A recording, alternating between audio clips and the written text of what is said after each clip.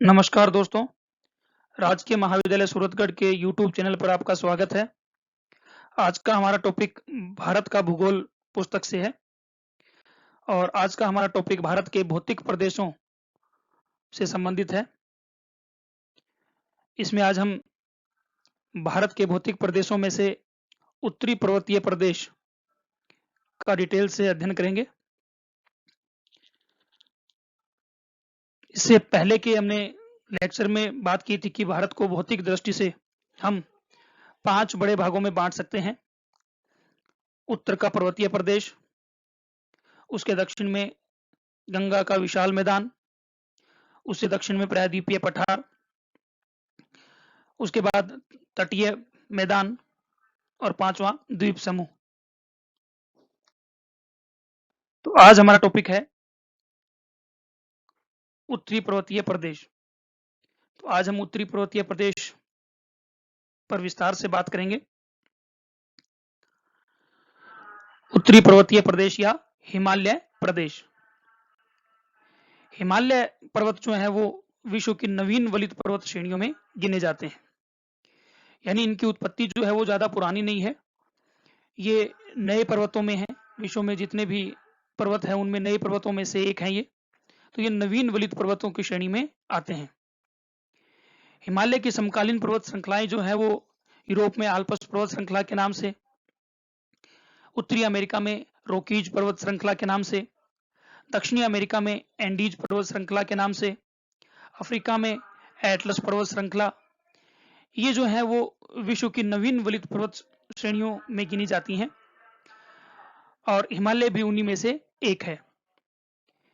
हिमालय की उत्पत्ति 6.5 करोड़ वर्ष से लेकर 25.88 लाख वर्ष पूर्व तक हुई थी। ये जो टाइम पीरियड था ये दो महाकालों में या महाकल्पों में संपन्न हुआ था। ये जो दो महाकल्प थे, एक तो मेसोजोइक महाकल्प और दूसरा सेनोजोइक महाकल्प। तो इन दो महाकल्पों में हिमालय पर्वतीय प्रदेश का संपूर्ण उत्थान हुआ था, लेकिन इसका जो अधिकांश भाग और मुख्य भाग जो है वो टर्शरी कल्प में निर्मित हुआ था। इस वजह से हिमालय को टर्शरी कालीन या टर्शरी युगीन पर्वत श्रेणी भी कहते हैं। यूरोप का जो में ये जो समय था ये अल्पाइन युग कहलाता है, क्योंकि इस समय यूरोप में अल्पाइन पर्वत श्रेणियों की उत्पत्ति हुई थी। तो अल्पाइन पर्वत श्रेणियों की उत्पत्ति की वजह से ये अल्पाइन युग कहलाता है। तो हिमालय को अल्पाइन कालीन पर्वत श्रेणी भी कहते हैं। हिमालय का जो क्षेत्रफल है वो 5 लाख वर्ग किलोमीटर है। हिमालय 5 लाख वर्ग किलोमीटर क्षेत्रफल में फैला हुआ है और इसकी पूर्व से पश्चिम यदि हम लंबाई की बात करें तो पूर्व से पश्चिम ये 2500 किलोमीटर की लंबाई में फैला हुआ है। यानी पश्चिम में पाकिस्तान और अफगानिस्तान का जो भाग है, पाकिस्तान और अफगानिस्तान में भी हिमालय पर्वत श्रृंखला मौजूद है। तो पश्चिम में पाकिस्तान और अफगानिस्तान से लेकर पूर्व में अरुणाचल प्रदेश तक 2500 किलोमीटर की लंबाई में ये फैला हुआ है। इसकी चौड़ाई की यदि हम बात करें तो पश्चिमी जो भाग है हिमालय का, जम्मू कश्मीर की तरफ का जो भाग है, ये पश्चिमी भाग, इस पश्चिमी भाग में हिमालय की चौड़ाई ज्यादा है। यहां हिमालय कई समांतर पर्वत श्रेणियों के रूप में मौजूद है, यहां इसकी चौड़ाई ज्यादा है। जबकि जो पूर्वी भाग है, पूर्वी भाग में इसकी चौड़ाई कम होती जाती है। पूर्वी भाग में यानी अरुणाचल प्रदेश में इसकी चौड़ाई 200 किलोमीटर तक है और पश्चिमी भाग में इसकी चौड़ाई 500 किलोमीटर तक है। हिमालय विश्व की सबसे ऊंची पर्वत श्रेणियों में से गिने जाते हैं और इनकी औसत ऊंचाई जो है वो 6000 मीटर है। लेकिन सैकड़ों चोटियां ऐसी हैं हिमालय में जिनकी ऊंचाई जो है वो 7000 मीटर से भी ज्यादा है। हिमालय के विस्तार के बारे में यदि हम बात करें तो आप मैप में देख पा रहे हो, हिमालय भारतीय क्षेत्र की हम बात कर लें यदि, तो हिमालय भारत में पश्चिम में नंगा पर्वत से, ये सिंधु नदी का मोड़ है, यहां से सिंधु नदी प्रवाहित होती है। ये जो आप मैप में देख पा रहे हो, यहां से सिंधु नदी प्रवाहित होती है। तो ये सिंधु नदी के मोड़ पर मौजूद नंगा पर्वत से पूर्व की ओर अरुणाचल प्रदेश में ब्रह्मपुत्र नदी के मोड़ तक, यहां जो देख पा रहे हो यहां ब्रह्मपुत्र नदी का मोड़ है, ब्रह्मपुत्र नदी के मोड़ तक यहां मौजूद है नामचा बरवा पर्वत चोटी। तो सिंधु नदी के पश्चिमी मोड़ पर मौजूद नंगा पर्वत से पूर्व में अरुणाचल प्रदेश में ब्रह्मपुत्र नदी के मोड़ पर मौजूद नामचा पर्वत तक हिमालय 2500 किलोमीटर की लंबाई में फैला हुआ है। ये नंगा पर्वत और ये नामचा पर्वत, जैसा कि आप मैप में देख पा रहे हो, ये नंगा पर्वत और ये नामचा पर्वत, तो यहां तक 2500 किलोमीटर की लंबाई में ये फैला हुआ है। हिमालयी राज्यों की यदि बात करें तो भारत के जिन राज्यों में ये पर्वत श्रृंखला, हिमालय पर्वत श्रृंखला फैली है, उनमें जम्मू कश्मीर, हिमाचल प्रदेश, उत्तराखंड, सिक्किम, अरुणाचल प्रदेश, नागालैंड, मणिपुर, त्रिपुरा और मिजोरम, ये हिमालयी राज्य हैं जहां पर कि हिमालय पर्वत श्रृंखला फैली हुई है। हिमालय पर्वत श्रृंखला जो है वो अपने पूर्वी और पश्चिमी छोर पर, जो पूर्वी और पश्चिमी किनारे हैं हिमालय पर्वत श्रृंखला के, उन पूर्वी और पश्चिमी किनारों पर तीव्र मोड़ दर्शाती है। दक्षिण की ओर मुड़ जाती है पूर्वी और पश्चिमी किनारों पर। यहाँ आप देख सकते हो ये जो पार्ट है जहां पर कि हमने अभी बात की थी कि नंगा पर्वत यहाँ मौजूद है, तो ये जो भाग है यहां से ये दक्षिण की ओर मुड़ जाते हैं। नंगा पर्वत चोटी से, जो आप मैप में देख पा रहे हो, ये मैप में नंगा पर्वत चोटी से ये दक्षिण की ओर मुड़ जाते हैं और पाकिस्तान और अफगानिस्तान में चले जाते हैं। तो ये जो पश्चिमी मोड़ है, इस पश्चिमी मोड़ में आगे पाकिस्तान में ये सुलेमान पर्वत श्रेणी, ये आप देख पा रहे हो, सुलेमान मैप में सुलेमान पर्वत श्रेणी के नाम से जाने जाते हैं पाकिस्तान में। और जो अफगानिस्तान का भाग है, यहाँ ये हिंदुकुश पर्वत श्रेणी के नाम से पुकारे जाते हैं। तो सिंधु नदी के मोड़ के बाद हिमालय पर्वत जो है वो दक्षिण की ओर मुड़ते हैं और अफगानिस्तान में हिंदुकुश पर्वत श्रेणी और पाकिस्तान में सुलेमान पर्वत श्रेणी के नाम से पुकारे जाते हैं। यदि पूर्वी छोर की हम बात करें तो पूर्वी छोर पर अरुणाचल प्रदेश में ये ब्रह्मपुत्र नदी, आप मैप में देख पा रहे हो, ये ब्रह्मपुत्र नदी आ रही है। तो ब्रह्मपुत्र नदी के मोड़ पर नामचा पर्वत चोटी से ये दक्षिण की ओर मुड़ जाते हैं और दक्षिण की ओर मुड़कर उत्तरी पूर्वी भारतीय राज्यों और म्यांमार में भी चले जाते हैं। तो यहां ये जो है अलग अलग नामों से पुकारे जाते हैं। जो अरुणाचल प्रदेश के बाद का उत्तरी पूर्वी भारत है, वहां ये अलग अलग नामों से पुकारे जाते हैं। तो वो नाम कौन कौन से हैं? अरुणाचल प्रदेश में इन्हें पटकोई बूम के नाम से पुकारा जाता है। ये आप मैप में देखिए, पटकोई बूम, अरुणाचल प्रदेश में ये पटकोई बूम श्रेणियों के नाम से पुकारे जाते हैं। इससे आगे नागालैंड में ये नागा हिल्स, नागा पहाड़ी के नाम से पुकारे जाते हैं। मैप में देखिए आप, नागालैंड में नागा हिल्स के नाम से। मणिपुर में, इससे आगे मणिपुर में ये मणिपुर पहाड़ियां कहलाती हैं, मणिपुर में मणिपुर पहाड़ियों के नाम से ये पुकारे जाते हैं। और मिजोरम में इन्हें मिजो पहाड़ियां, ये मैप में आप देखिए, मिजोरम में मिजो हिल्स या मिजो पहाड़ियों के नाम से ये जाने जाते हैं। इसे भी आगे ये म्यांमार में भी चले गए हैं और म्यांमार में ये जो समांतर श्रृंखला है, ये हिमालय की श्रृंखला म्यांमार में जो उत्तरी पूर्वी भारत के साथ ही संलग्न है, उसी से लगी हुई है। म्यांमार में ये अराकान योमा पर्वत श्रेणी के नाम से पुकारी जाती है। यानी हिमालय पर्वत श्रेणी जो है वो पश्चिम में यदि हम बात करें तो हिंदुकुश पर्वत और सुलेमान पर्वत श्रेणियों से शुरू होती है और म्यांमार में अराकान योमा तक चली गई है। इससे भी आगे माना जाता है कि अंडमान और निकोबार द्वीप समूह जो है वो भी हिमालय के ही ऊपर उठे हुए भाग हैं। पश्चिम में पामीर की गांठ जो है, ये आप देख रहे हो मैप में, ये पामीर की गांठ है। पामीर की गांठ से ये हिमालय पर्वत श्रेणी शुरू होती है और पूर्व में अरुणाचल प्रदेश तक चली गई है। इस पामीर की गांठ से कई पर्वत श्रेणियां एक साथ जो है समानांतर रूप में निकली हुई है। इनमें से हिमालय एक प्रमुख पर्वत श्रेणी है। चलिए अब हम बात करते हैं हिमालय की उत्पत्ति के बारे में। तो हिमालय जो है वो मैंने आपको बताया, जैसा कि पहले 2 महाकल्पों में हिमालय की उत्पत्ति हुई थी। पहला महाकल्प जो था वो मेसोजोइक महाकल्प था। मेसोजोइक महाकल्प में ट्रांस हिमालय, पार हिमालय जिसको हम कहते हैं, मेसोजोइक महाकल्प में ट्रांस हिमालय या पार हिमालय की उत्पत्ति हुई। तो पार हिमालय की जो कराकोरम पर्वत श्रेणी है, लद्दाख पर्वत श्रेणी है और जास्कर पर्वत श्रेणी जो है, उनकी उत्पत्ति मेसोजोइक महाकल्प में हुई थी। और इनकी उत्पत्ति भी मेसोजोइक महाकल्प के क्रिटेशियस युग, जिसको कि हम खटी कल्प भी कहते हैं या चाकमय कल्प भी कहते हैं, तो मेसोजोइक महाकल्प में खटी या क्रिटेशियस कल्प में ट्रांस हिमालय की उत्पत्ति हुई थी। यानी कराकोरम, लद्दाख और जास्कर श्रेणियों की उत्पत्ति क्रिटेशियस युग में हुई थी, आज से लगभग 14.5 से 6.5 करोड़ वर्ष पूर्व। तो ट्रांस हिमालय की उत्पत्ति सबसे पहले हुई मेसोजोइक महाकल्प में। इसके बाद हिमालय की उत्पत्ति हुई। हिमालय की जो उत्पत्ति है वो सेनोजोइक महाकल्प या नूतन जीवी महाकल्प में हुई थी। यानी महाकल्प तो था सेनोजोइक या नूतन जीवी। इसका जो समय था सेनोजोइक महाकल्प का 6.6 करोड़ वर्ष पूर्व से लेकर 1 मिलियन वर्ष पूर्व तक का समय सेनोजोइक महाकल्प का था। तो सेनोजोइक महाकल्प में हिमालय की मुख्य पर्वत श्रेणियां जो है महान हिमालय, लघु हिमालय, शिवालिक हिमालय, इनकी उत्पत्ति सेनोजोइक या नूतन जीवी महाकल्प में हुई थी। और नूतन जीवी महाकल्प में भी मुख्य रूप से इनकी उत्पत्ति जो है वो टर्शरी कल्प में हुई। इसी कारण से इनको टर्शरी पर्वत श्रेणी भी कहते हैं। तो टर्शरी सेनोजोइक महाकल्प के टर्शरी कल्प में इनकी उत्पत्ति हुई थी।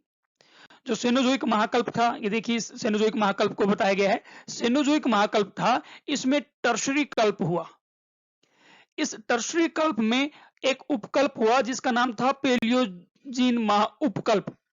पेलियोजीन उपकल्प, सेनोजोइक महाकल्प, उसमें कल्प हुआ टर्शरी कल्प, और उसमें एक उपकल्प हुआ जिसका नाम था पेलियोजीन उपकल्प। इस पेलियोजीन उपकल्प में 4 युग हुए। एक तो इयोसिन युग यानी आदि नूतन युग, और दूसरा ओलिगोसिन युग यानी नूतन युग। तो जो केंद्रीय हिमालय है यानी जो महान हिमालय है, महान हिमालय का निर्माण ओलिगोसिन युग में हुआ था। यानी पेलियोजिन उपकल्प के ओलिगोसिन युग में केंद्रीय हिमालय या महान हिमालय का निर्माण हुआ था। 3.39 करोड़ वर्ष पूर्व से लेकर 2.3 करोड़ वर्ष पूर्व तक महान हिमालय की उत्पत्ति हुई ओलिगोसिन युग में। इसके बाद आया ओलिगोसिन युग के बाद जो है वो नियोजिन कल्प आया, यानी पेलियोजिन उपकल्प। उसके बाद में टर्शरी कल्प का दूसरा जो उपकल्प था वो था नियोजिन उपकल्प। तो इस नियोजिन उपकल्प में मायोसिन 2 युग हुए। इसमें मायोसिन युग यानी मध्य नूतन युग, और दूसरा प्लायोसिन युग। तो नियोजिन कल्प के मायोसिन युग में, नियोजिन उपकल्प के मायोसिन युग में पोटवार क्षेत्र और लघु हिमालय का उत्थान हुआ था। केंद्रीय हिमालय का निर्माण तो कब हुआ? ओलिगोसिन युग में। कौन से उपकल्प में? पेलियोजिन उपकल्प के ओलिगोसिन युग में। यानी पेलियोजिन उपकल्प में भी 2 युग थे, इयोसिन और ओलिगोसिन, और नियोजिन उपकल्प में भी 2 युग थे, मायोसिन और प्लायोसिन। तो लघु हिमालय और पोटवार क्षेत्र का उत्थान जो है वो मायोसिन या मध्य नूतन युग में हुआ था, 2.303 करोड़ वर्ष पूर्व से लेकर 53.33 लाख वर्ष पूर्व तक। इसके बाद आया प्लायोसिन काल या प्लायोसिन युग। तो शिवालिक की जो पहाड़ियां हैं, इससे दक्षिण में, लघु हिमालय से दक्षिण में जो शिवालिक की पहाड़ियां हैं, उनकी उत्पत्ति इसी प्लायोसिन काल में हुई थी। तो ये हिमालय की उत्पत्ति के कुछ कल्प थे। अब देखिए मैप के जरिए, हिमालय की उत्पत्ति में ये माना जाता है कि भारतीय प्रायद्वीप का जो भाग है ये गोंडवाना लैंड की भूमि है। हिमालय की उत्पत्ति को हम वेगनर के जो महाद्वीपीय विस्थापन सिद्धांत है उससे बड़ा ही अच्छे तरीके से समझा सकते हैं। तो गोंडवाना लैंड प्रायद्वीपीय भारत का भाग, और इससे ऊपर जो यूरेशिया की भूमि है ये अंगारा लैंड का भाग है। इनके बीच में टेथिस नामक भूसनति हुआ करती थी, टेथिस सागर हुआ करता था। इसी टेथिस सागर, ये जो आप देख रहे हो, इसी टेथिस सागर के स्थान पर आज मौजूद है हिमालय पर्वत। ये भारतीय प्लेट जो है, उस भारतीय प्लेट की विभिन्न समयों में स्थिति रही है। 71 मिलियन वर्ष पूर्व भारतीय प्लेट यहां मौजूद थी। इसके बाद इसकी लगातार गति जो है वो उत्तर की तरफ होती रही, ये लगातार उत्तर की तरफ खिसकती रही और उत्तर की तरफ खिसकते हुए ये यूरेशियन प्लेट से जा टकराई।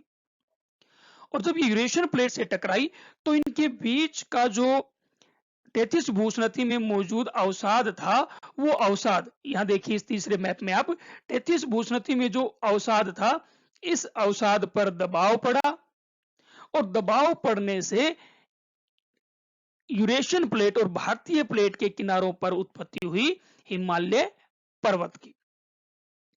तो हिमालय पर्वत अंगारा लैंड और गोंडवाना लैंड के आपसी टक्कर से बने हैं और तैतीस में जो मलबा मौजूद था जो नदियों ने विभिन्न कालों में उसमें जमा किया था, उस अवसाद पर दोनों ओर से दबाव पड़ने से हिमालय की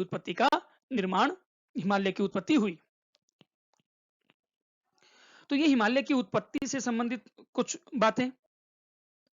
चलिए अब हम बात करते हैं हिमालय के भौगोलिक वर्गीकरण के बारे में। हिमालय के वर्गीकरण की यदि हम बात करें तो हिमालय को उत्तर से दक्षिण की ओर हिमालय को 4 समांतर श्रेणियों में विभक्त किया जा सकता है। कौन कौन सी हैं? सबसे ऊपर मैप में आप देख पा रहे हो, सबसे ऊपर का ये जो भाग है, ये जो ऊपर आप देख रहे हो, ये सबसे ऊपर का भाग ये कहलाता है ट्रांस हिमालय। तो सबसे उत्तर में है ट्रांस हिमालय या पार हिमालय, जो हमने उत्पत्ति में देखा था कि इनकी उत्पत्ति टर्शरी कल्प में, जो टर्शरी कल्प था उस टर्शरी कल्प में हुई और उसमें भी क्रिटेशियस युग में ट्रांस हिमालय की उत्पत्ति हुई थी। तो क्रिटेशियस युग में बने थे ट्रांस हिमालय या पार हिमालय। इस ट्रांस हिमालय में 4 समानांतर श्रेणियां हैं।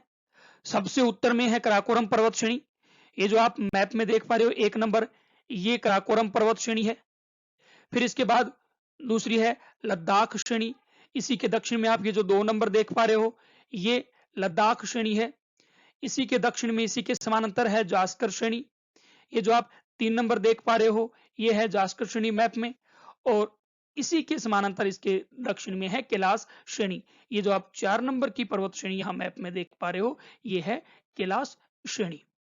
तो ट्रांस हिमालय 4 समानांतर श्रेणियों से मिलकर बना है। सबसे उत्तर में कराकोरम श्रेणी, उससे दक्षिण में लद्दाख श्रेणी, उससे दक्षिण में जास्कर और उससे दक्षिण में कैलाश श्रेणी। ये चारों श्रेणियां जो हैं इनकी उत्पत्ति क्रिटेशियस युग में हो चुकी थी। ये हिमालय का सबसे प्राचीन भाग है, सबसे पुराना भाग है। फिर इसके बाद इसी के दक्षिण में ट्रांस हिमालय के ही दक्षिण में फैली हुई है, पश्चिम में नंगा पर्वत से लेकर पूर्व में नामचा बरवा तक और उससे भी आगे अराकान योमा तक। तो ये जो इसके साथ आप ये देख रहे हो, इसके दक्षिण में फैली, मैप में देख पा रहे हो आप कि इसके दक्षिण में फैली हुई ये जो पर्वत श्रेणी है, ये है महान हिमालय पर्वत श्रेणी। इनको हिमाद्री या मुख्य हिमालय भी कहते हैं, इस पर डिटेल से चर्चा हम आगे करेंगे। और इसी के दक्षिण में मौजूद है लघु हिमालय या आंतरिक हिमालय, यानी महान हिमालय के दक्षिण में फैली है लघु हिमालय। यह पर्वत श्रेणी देख रहे हो मैप में। तो ये जो पर्वत श्रेणी है ये है लघु हिमालय, जिनको अलग अलग भागों में अलग अलग नामों से पुकारा जाता है। जम्मू कश्मीर में पीर पंजाल श्रेणी, जम्मू कश्मीर का ये जो भाग है सबसे पश्चिमी श्रेणी पीर पंजाल श्रेणी आती है। उसके बाद हिमाचल प्रदेश में यानी उस पीर पंजाल श्रेणी के पूर्व में मौजूद है धौलाधर श्रेणी। और फिर उसके बाद उत्तराखंड में नागटिबा या गढ़वाल कुमायूं हिमालय भी इसी का भाग है। नेपाल में ये महाभारत लेक के नाम से, नेपाल का जो भाग है ये महाभारत लेक के नाम से यहां इसको पुकारा जाता है। तो ये इनके अलग अलग जगहों पर अलग अलग नाम हैं। तो महान हिमालय के दक्षिण में कौन सी हुई? लघु हिमालय या आंतरिक हिमालय। इस लघु हिमालय के दक्षिण में मौजूद है शिवालिक हिमालय, ये आप मैप में देख पा रहे हो। आउटर हिमालय, बाहरी हिमालय, इनको बाहरी हिमालय या उप हिमालय भी कहते हैं। ये है शिवालिक हिमालय। ये हिमालय के सबसे नए भाग हैं, जिनकी उत्पत्ति लगभग 20 लाख वर्ष पूर्व तक हुई थी। ये हिमालय के सबसे नए भाग हैं और इनकी ऊंचाई भी हिमालय के बाकी भाग से सबसे कम है और इनका संगठन भी जो है वो बाकी हिमालय की तुलना में कमजोर है। तो हिमालय के बाहरी भाग को या यूं कहें लघु हिमालय के दक्षिण में उसी के समानांतर फैली हुई पर्वत श्रेणी कहलाती है शिवालिक हिमालय या उप हिमालय या बाहरी हिमालय। इनको भी अलग अलग नामों से अलग अलग जगह पर पुकारा जाता है। जैसे अरुणाचल प्रदेश में इन्हें मिरी, मिश्मी, अबोर पहाड़ियों के नाम से पुकारते हैं। अरुणाचल प्रदेश में ये मिरी, मिश्मी या अबोर पहाड़ियां कहलाती हैं। और नेपाल का जो भाग है वहां पर ये चूरिया मूरिया पहाड़ी के नाम से इनको पुकारा जाता है। तो ये हिमालय का भौगोलिक वर्गीकरण हुआ। तो हिमालय को उत्तर से दक्षिण तक हम 4 समांतर श्रेणियों में बांट सकते हैं। कौन कौन से? पहला तो हो गया ट्रांस हिमालय, सबसे उत्तर में ट्रांस हिमालय, सबसे उत्तर में हुआ ट्रांस हिमालय। उससे दक्षिण में उसी के समानांतर महान हिमालय, उसके दक्षिण में उसी के समानांतर लघु हिमालय, और लघु हिमालय के दक्षिण में है शिवालिक हिमालय। चलिए अब हम बात करते हैं हिमालय जो पर्वत श्रेणियां हैं, चारों समांतर जो पर्वत श्रेणियां हैं, इनके बीच में कुछ फोल्ड्स हैं, कुछ भ्रंश हैं जो इनको एक दूसरे से अलग करते हैं। जैसा कि हमने पहले भी बात की कि हिमालय विश्व की सबसे नवीन पर्वत श्रेणी है और इनकी रचना जो है, इनकी निर्माण प्रक्रिया जो है वो आज भी अनवरत रूप से चल रही है। तो इसी वजह से हिमालय के क्षेत्र में लगातार भूकंप की घटनाएं होती रहती हैं। ये जो भ्रंश है, इन्हीं भ्रंश के सहारे जो है इस प्रकार की विवर्तनीय घटनाएं होती हैं। तो कौन कौन से भ्रंश है वो हम देखते हैं। सबसे ऊपर ट्रांस हिमालय या तिब्बत क्षेत्र आता है। तो ट्रांस हिमालय और तिब्बत क्षेत्र को अलग करने वाला जो भ्रंश है उसका नाम है Indus Tsangpo structure zone, ITSZ। Trans Himalaya और तिब्बत हिमालय के तिब्बत क्षेत्र के बीच, ट्रांस हिमालय तिब्बत क्षेत्र और महान हिमालय के बीच, यानी तिब्बत के क्षेत्र को महान हिमालय से अलग करने वाला भ्रंश है Indus Tsangpo structure zone. Trans Himalaya की जो जास्कर पर्वत श्रेणी है, तो ट्रांस हिमालय की जास्कर पर्वत श्रेणी और महान हिमालय के जो बीच का क्षेत्र है वो कहलाता है सचर जोन। महान हिमालय और जास्कर श्रेणी के बीच का क्षेत्र सचर जोन कहलाता है। तिब्बत क्षेत्र और महान हिमालय के बीच का जो क्षेत्र है वो इंडस सांगपो स्ट्रक्चर जोन कहलाता है। ये जो भ्रंश है ये यूरेशियन प्लेट को भारतीय प्लेट से अलग करता है, यानी इससे उत्तर का भाग जो वो यूरेशियन प्लेट का है और इससे दक्षिण का भाग भारतीय प्लेट का है। तो हम ये कह सकते हैं कि ट्रांस हिमालय जो है वो यूरेशियन प्लेट का ही एक भाग है, यानी ट्रांस हिमालय यूरेशियन प्लेट का ही एक भाग है। क्योंकि इस भ्रंश ने यूरेशियन प्लेट को भारतीय प्लेट को अलग अलग कर दिया है, तो इससे उत्तर का भाग यूरेशियन प्लेट का भाग वो ट्रांस हिमालय इससे उत्तर के भाग में ही मौजूद है। तो ट्रांस हिमालय यूरेशियन प्लेट के भाग हुई। महान हिमालय और लघु हिमालय के बीच में जो भ्रंश है उसका नाम है मेन सेंट्रल थ्रस्ट। महान हिमालय और लघु हिमालय के बीच जो मुख्य भ्रंश है उसका नाम है मेन सेंट्रल थ्रस्ट, यानी प्रधान केंद्रीय भ्रंश, MCT। तो इसने महान हिमालय और लघु हिमालय को इस भ्रंश ने अलग कर रखा है, पृथक कर रखा है। फिर उसके बाद लघु हिमालय और शिवालिक हिमालय के बीच में जो भ्रंश है उसको बोलते हैं मेन बाउंड्री थ्रस्ट, MBT, यानी मुख्य सीमांत भ्रंश। लघु हिमालय के दक्षिण में मुख्य सीमांत भ्रंश है जिसने लघु हिमालय को शिवालिक हिमालय से अलग कर दिया है। और शिवालिक हिमालय और गंगा का मैदान जो है उसके बीच में भी एक भ्रंश मौजूद है जिसका नाम है हिमालयन फ्रंटल थ्रस्ट, HFF, यानी अग्र सीमांत भ्रंश। तो इसने अग्र सीमांत भ्रंश ने शिवालिक हिमालय को गंगा ब्रह्मपुत्र मैदान से अलग कर दिया है। तो ये हिमालय के क्षेत्र में मौजूद प्रमुख भ्रंश है। सबसे ऊपर इंडस सांगपो स्ट्रक्चर जोन है जो कि ट्रांस या तिब्बत क्षेत्र को महान हिमालय से अलग करता है। महान हिमालय और लघु हिमालय के बीच मेन सेंट्रल थ्रस्ट है और लघु हिमालय और शिवालिक हिमालय के बीच मेन बाउंड्री थ्रस्ट, और शिवालिक हिमालय और गंगा ब्रह्मपुत्र मैदान के बीच हिमालयन फ्रंटल थ्रस्ट है। चलिए अब हम बात करते हैं हिमालय के प्रादेशिक वर्गीकरण के बारे में। तो सबसे पहले सिडनी बुलार्ड नामक भूगोलवेता ने हिमालय का प्रादेशिक वर्गीकरण प्रस्तुत किया था। उन्होंने हिमालय को नदी घाटियों के आधार पर 4 भागों में विभाजित किया था।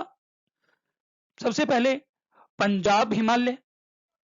पंजाब हिमालय, ये पंजाब हिमालय जो है ये सिंधु नदी से सतलुज नदी के बीच का क्षेत्र, ये आप देख रहे हो, मैप में देख पा रहे हो, ये सिंधु नदी है और ये सतलुज नदी है। तो सिंधु, ये मैप में आप देखिए कि सिंधु नदी से लेकर सतलुज नदी तक के बीच का जो क्षेत्र है, ये पूरा एरिया, ये कहलाता है पंजाब हिमालय। पंजाब हिमालय, सिंधु नदी से सतलुज नदी के बीच का क्षेत्र पंजाब हिमालय कहलाता है। इसमें जो मुख्य पर्वत श्रेणियां हैं उनमें है लद्दाख, जास्कर, पीर पंजाल और धौलाधर। ये जो कराकोरम पर्वत श्रेणी है ये इस सिंधु नदी के क्षेत्र से, दायरे से बाहर है, यानी सिंधु नदी के ऊपर यहां पर मौजूद है कराकोरम पर्वत श्रेणी। लद्दाख श्रेणी का भी अधिकांश भाग इससे बाहर है, लेकिन थोड़ा भाग जो है वो इसमें पड़ता है।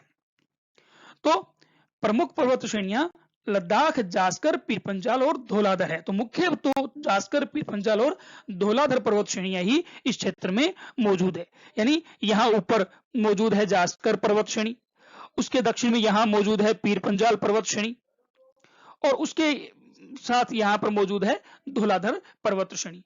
तो हिमालय के इस पंजाब हिमालय के भाग में जास्कर, पीर पंजाल और धौलाधर पर्वत श्रेणी मुख्य रूप से मौजूद है। तो सिंधु नदी से सतलुज नदी के बीच का क्षेत्र कौन सा कहलाया? पंजाब हिमालय। दूसरा इसका जो भाग है वो है कुमायूं हिमालय या गढ़वाल कुमायूं हिमालय। सतलुज नदी से लेकर पूर्व की ओर काली नदी तक का क्षेत्र, ये मैप में आप देखिए, सतलुज नदी से काली नदी तक का क्षेत्र, ये काली नदी है, काली नदी तक का क्षेत्र जो है ये कहलाता है कुमायूं हिमालय। इसकी जो मुख्य पर्वत श्रेणियां हैं, पश्चिम में इन्हें गढ़वाल हिमालय कहते हैं और पूर्व में इन्हें कुमायूं हिमालय के नाम से पुकारा जाता है। तो ये हुआ कुमायूं हिमालय, पश्चिम में सतलुज नदी से पूर्व की ओर काली नदी तक का क्षेत्र कुमायूं हिमालय। इसके बाद इससे पूर्व की ओर मौजूद है नेपाल हिमालय, काली नदी से तीस्ता नदी तक। आप देखिए मैप में, यहाँ काली नदी से तीस्ता नदी तक का जो क्षेत्र है ये है नेपाल हिमालय का। विश्व का सबसे ऊंचा भाग भी यही है, हिमालय का सबसे ऊंचा भाग यही है। तो विश्व के कुछ प्रमुख ऊंचे पर्वत शिखर जो है वो यहाँ पर मौजूद हैं। तो यहाँ हिमालय की कैलाश श्रेणी भी मिलती है, यहाँ हिमालय की जो महान हिमालय भी, लघु हिमालय और शिवालिक हिमालय, ये श्रेणियां भी मिलती है। तो विश्व का सबसे ऊंचा भाग यही है। फिर इसके बाद अगला जो वर्गीकरण है वो है असम हिमालय। असम हिमालय यानी तीस्ता नदी से लेकर उसके बाद ब्रह्मपुत्र नदी की सहायक नदी है दिहांग नदी, वहां तक, दिहांग नदी के मोड़ तक। आप मैप में देखिए, ये एरो मैंने बनाया है, तीस्ता नदी से लेकर ब्रह्मपुत्र नदी के मोड़ तक या उसकी सहायक दिहांग नदी के मोड़ तक का जो भाग है ये कहलाता है असम हिमालय। सिक्किम का हिमालय क्षेत्र भी इसी में शामिल कर लिया जाता है। तो इस हिमालय के जो भाग है इसमें, इसको भी अलग अलग भागों में अलग अलग नामों से पुकारा जाता है। सिक्किम में सिक्किम हिमालय कहलाते हैं, भूटान में ये भूटान हिमालय कहलाते हैं और जो पूर्वांचल का भाग है वहां पर ये पूर्वांचल हिमालय के नाम से पुकारे जाते हैं। तो ये हिमालय का प्रादेशिक वर्गीकरण। हिमालय को प्रादेशिक दृष्टि से हम 4 भागों में बांट सकते हैं। कौन कौन से हुए? सबसे पश्चिम में पंजाब हिमालय, सिंधु नदी से सतलुज नदी के बीच का क्षेत्र। 3 मुख्य पर्वत श्रेणियां इसमें, जास्कर, पीर पंजाल और धौलाधर। लद्दाख श्रेणी का थोड़ा सा भाग आता है।